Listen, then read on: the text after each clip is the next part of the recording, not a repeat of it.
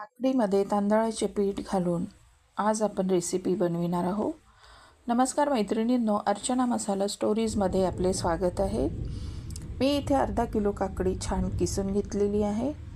त्यात 2 वाट्या तांदळाचे पीठ घातले, 2 चमचे चणा डाळीचे पीठ, 4 ते 5 बारीक चिरलेली हिरवी मिरची घातलेली आहे, थोडी कोथिंबीर घातली, 2 चमचे मी तीळ घातलेले आहे. तिळाने या रेसिपीला छान चव येते. हातावर क्रश करून थोडा ओवा घातलेला आहे. नंतर 1 चम्मच तिखट घातले. तिखट आपण आपल्या आवडीप्रमाणे घालू शकता. नंतर थोडी हळद घातलेली आहे. चवीनुसार मीठ घातले. नंतर 4 चमचे मी दही घातलेले आहे. दह्याने ही रेसिपी छान अशी क्रिस्पी होते.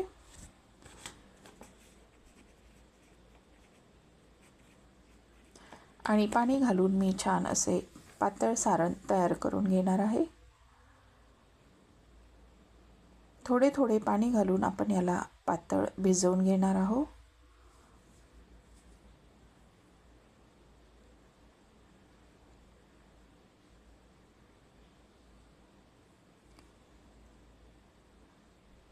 हे बघा, अशा प्रकारे छान आपण याला पातळ भिजवून घेतलेले आहे.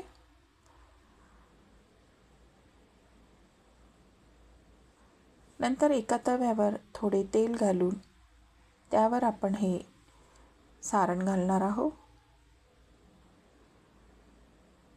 आणि हाताला थोडे पाणी लावून छान आपण याला पातळ पातळ असे पसरवून घेणार आहोत.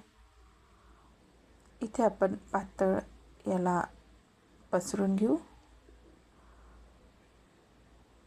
हे काकडीचे चिले खूपच छान लागतात, क्रिस्पी होतात आणि झटपटही होतात.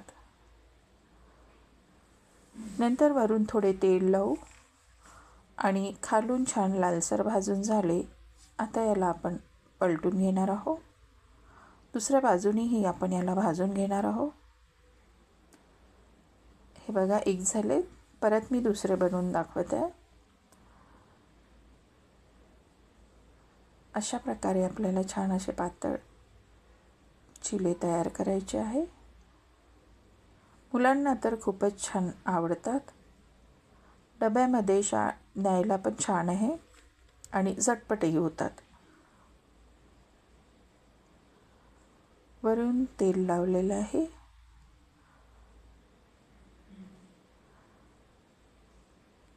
आता याला आपण पलटून घेऊ. खालून लालसर झाले की पलटून घ्यायचे.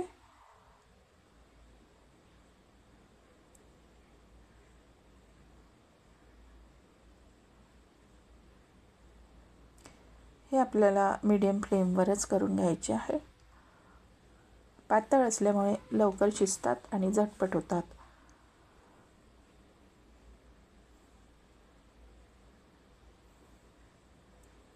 तयार आहे आपले काकडीचे पातळ क्रिस्पी असे चिले. रेसिपी आवडली तर सबस्क्राईब करा, लाईक करा. धन्यवाद.